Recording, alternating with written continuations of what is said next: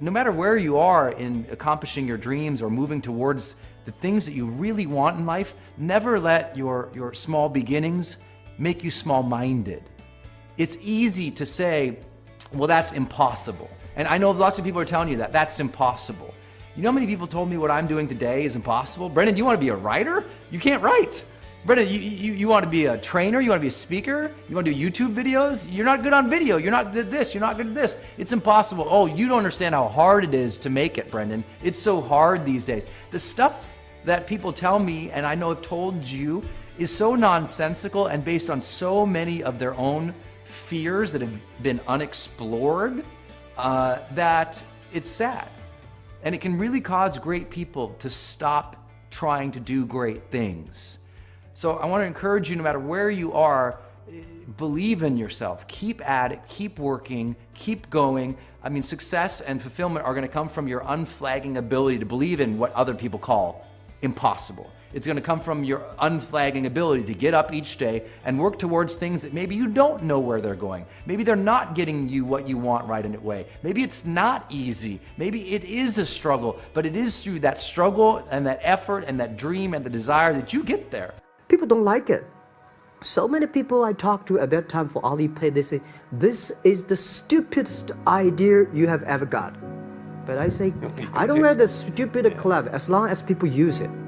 Now we have 800 million people using this Alipay. That in the process of working on your dreams, you are going to incur a lot of disappointment, a lot of failure, a lot of pain, a lot of setbacks, a lot of defeats. But in the process of doing that, you will discover some things about yourself that you don't know right now. What you will realize is that you have greatness within you. What you'll realize is that you're more powerful than you can ever begin to imagine.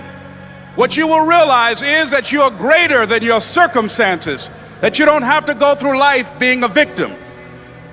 As Jack indicated, I was born in Miami, Florida, in an area called Liberty City, in an abandoned building on a hard linoleum floor with my twin brother.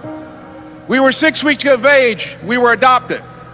When I was in 5th grade, I was identified as EMR, labeled educable, mentally retarded, put back from the 5th grade into the 4th grade, and stayed in that category until I got out of high school. I don't have any college training, but I met a high school teacher who one day changed my life. I was waiting on another student, and when he came in, he said to me, "Young man, go to the board and write what I'm about to tell you." And I said, I can't do that, sir. He said, "Why not?" I said, "I'm not one of your students." He said, "It doesn't matter. Follow my directions now." I said, "I can't do that, sir." He said, "Why not?" I said, "Because I'm educable, mentally retarded." And he came from behind his desk and he looked at me. He said, "Don't ever say that again. Someone's opinion of you does not have to become your reality." I do a lot of training for many corporations, and I conduct sales seminars, and I've heard all kind of guys doing techniques and training people techniques of how to close sales and how to work with and begin to control the sale and how to ask for the close. Let me share something with you. You can learn all the techniques in the world. If you don't believe in yourself, it won't happen for you. I learned all of it. So that's why I do a training called Focus on the Seller. You've got to focus on you.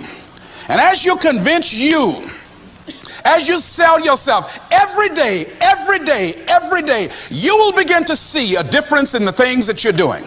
Selling yourself on your ability to perform a job, to achieve a certain objective. Telling yourself every day, "Here I go again. And I got what it takes. This is my day, and nothing out here is going to stop me." The other thing is, take full responsibility for your life. Accept where you are and the responsibility that you're going to take yourself where you want to go. Someone said we have two primary choices in life. We can either accept conditions as they exist, or we can take the responsibility to change them. See, a lot of people want to exempt themselves from taking responsibility. All they want to do is talk about the problem. Every time you see them, they'll tell you their story over and over and over and over again. No, no. You want to take responsibility for your life. I got me here, I can get me out of this. And I'm getting out. I'm not going to be a volunteer victim. George Bernard Shaw said there are two kinds of people in life. You know, he said those that make things happen, those that watch things happen, and those that don't know what happened. And he said the people that get along in this life look around for the circumstances that they want, and if they can't find them, they make them. They create them. So part of beginning to get unstuck, you've got to decide that the behavior pattern that you have adopted doesn't work for you. You've got to change your strategies, and changing your strategy means reinventing your life. Recreating you, and you have the power to do that. You can decide that you're going to change, that you're not going to be a wimp. You can decide that you're going to stand up to life. You can decide that I'm going to live each day as if it were my last. You have the power to make that decision. You can decide I'm going to work on myself and develop myself. I'm going to empower me. And all of these things that are happening to me right now, they're just temporary inconveniences. They're not stronger than I am. I'm in charge here. Overcoming the negative conversation, that inner dialogue that's going on all the time, even when you don't want it to be there. You can't stop yourself right now from thinking. You can't do it. It's going on. And so learning how to empower yourself, part of doing that is standing up to yourself. You've got to stand up inside yourself sometimes and say, shut up. You've got to do this. I was going to give a presentation, and this voice inside of me saying, you can't do this. You don't have everything it takes. I shut up. I'm behind on my bills, and you're telling me what I can't do. I have got to do it. You'll get scared sometimes. Your mind will go blank on you. Some people you will allow to unnerve you, and you wonder, what's wrong with me? I'm not crazy. That's why you've got to learn to make a conscious, deliberate, determined effort to stand up inside yourself. Working on yourself, watching that inner dialogue, it will determine the quality of your life. Next thing is that you've got to activate the thinker in you. Don't allow your emotions to control you. We are emotional, but you want to begin to discipline your emotion. If you don't discipline and contain your emotions, they will use you. Your mind goes on automatic, just like a God. You know, I loved reading the book called As a Man Thinketh by James Allen. He uses the analogy of the mind being like a garden. You know, weeds don't have to have any encouragement to grow. You don't have to water them. They don't have to get sunshine. They don't have to have fertile ground. They will grow through the cracks of a sidewalk. Am I right? But if you want to grow orchids or roses or any kind of exotic flowers, there are special processes and procedures you must go through. Well, by the same token, you don't have to force yourself or motivate yourself to think negatively, to be depressed, to hate somebody, to want revenge, to want to get back at somebody, to beat yourself up over the head, to feel loaded with guilt. You don't have to make any effort to do that. Your mind is on automatic. It will do that by itself. But if you want to begin to move into your own personal greatness, if you want to begin to really enjoy a happy, successful, healthy life, you've got to be willing to go against the tide. You've got to be willing to harness your will and say, in spite of this, I'm in control here. I'm not going to let this get me down. I'm not going to let this destroy me. I'm coming back. And I'll be stronger and better because of it. You have got to make a declaration that this is what you stand for. You're standing up for your dreams. You're standing up for peace of mind. You're standing up for health. You want it, and you're going to go all out to have it. It's not going to be easy. When you want to change, it's not easy. If it were in fact easy, everybody would do it. But if you're serious, you'll go all out. I don't care how good you are. I don't care how talented you are. I don't care how much you work on yourself. There are some times when things aren't going to go right. They just are not going to go right. There are times when anything that can happen will happen. Murphy's Law will be knocking at your door. Why? I don't know why. That's called life. And you have to deal with it. Sometimes your life will be in a slump, just like sports. Some of the best shooters can't hit baskets different times in games. They get in a slump. Do they sit on the sideline and say, you know, I just didn't hit a basket today? No, they continue to execute. I suggest to you that if you are facing a challenge, don't stop. Stay busy. Work your plan. Continue to do those things that you know that work for you after you have evaluated yourself in the situation. Continue to move. Stay busy, stay busy, stay busy. I was working on a job, and I came home one day. I was married at the time, and I told my former wife, I said, that guy Bert I work for is stupid. She said, if he's so stupid, why does he sign you a paycheck? Now you see why I divorced her, right? I couldn't stand her. That night, I could not sleep well. Here was a guy that was controlling my life. I was going through all kinds of changes because this man controlled my paycheck. And it was Carlyle who said, truth crushed to earth shall rise again. Winston Churchill said, the truth is incontrovertible. Malice may attack it, ignorance may deride it, but at the end there it is. And we know scripture that says, ye shall know the truth, and the truth shall set you free. And the truth that I had to come to grips with, that I wasn't in charge of my destiny. The truth was that I wasn't giving all that I had. The truth was that there are some things that I wanted to do, but I didn't have the courage to act on those things. And the truth was that Burchard was a blessing to me. He made life so miserable for me, I had to start looking at my life differently. I started going to work earlier. I started being the last one to leave there. I started working harder than anybody else. The other guys could not. Why would you work so hard, Les? I said, I'm not working for them. I have been cheating, Bert, I thought. I've been cheating myself and my family. Wherever you are, whatever you're doing, do it with everything that you have. Develop the habit of giving more than what you're paid for. Develop the habit of setting standards that others will be measured by. Someone said, do not go where the path may lead, but go where there's no path and leave a trail.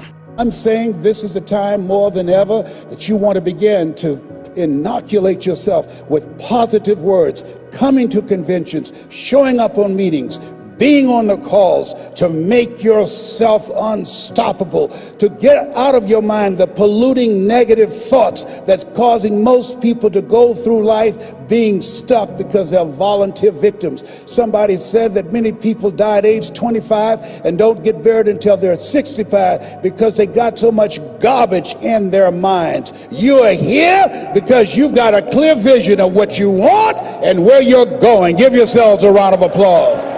Come on, bring your energy level up. Yes, yes. You want more. You want more. You're different. You're different than everybody else. Don't worry if they don't get it. Don't try and convince people to do this business. A person convinced against their will is of the same opinion still. You are not like everybody else. You can walk outside and find pigeons, but if you're looking for eagles, it's going to take you a minute. You are different. It's lonely at the top. How many of you know it's lonely at the top? Raise your hands. It's lonely at the top, but you eat better. That's what I'm talking about.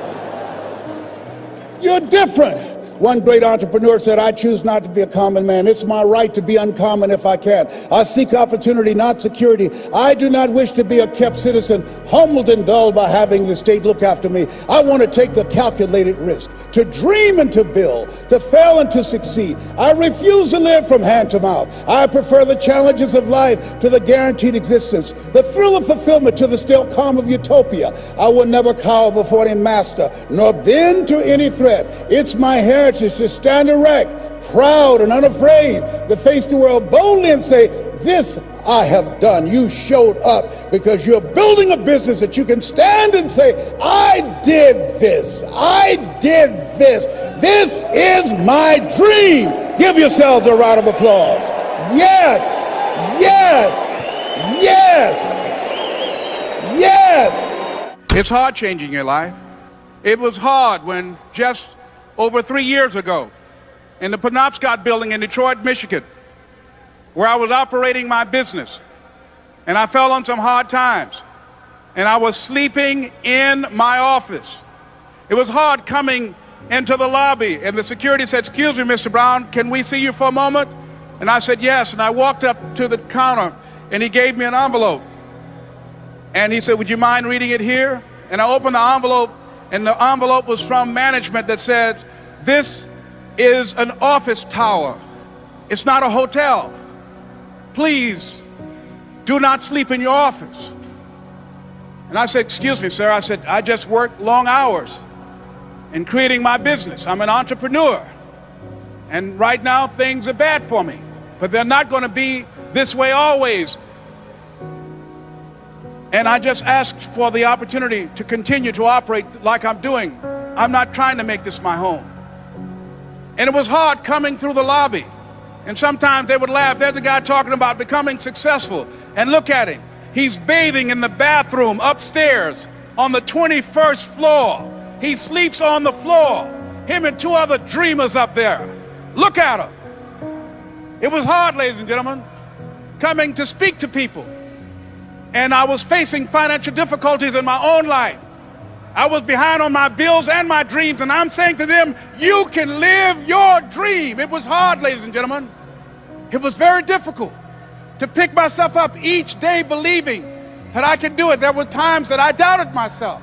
I said, "God, why is this happening to me? I'm just trying to take care of my children and my mother. I'm not trying to steal or rob from anybody. Why did this have to happen to me?" It was very hard. And here's what I want to say to you. For those of you that have experienced some hardships, don't give up on your dream. No one could have convinced me by holding on, by continuing to push forward, by continuing to run toward my dream, that one day I would have my own talk show. It's a long shot, ladies and gentlemen, from Liberty City, an abandoned building on a floor, never knowing my mother or father. It's a long shot. Being here with you today in this dome in Atlanta, it's a long shot. No college training, labeled educable, mentally retarded, but I kept running toward my dream.